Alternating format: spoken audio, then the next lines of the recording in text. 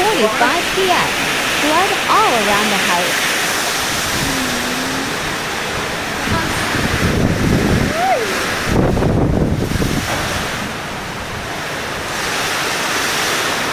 "11:45 p.m. Flood all around the house." Aftermath.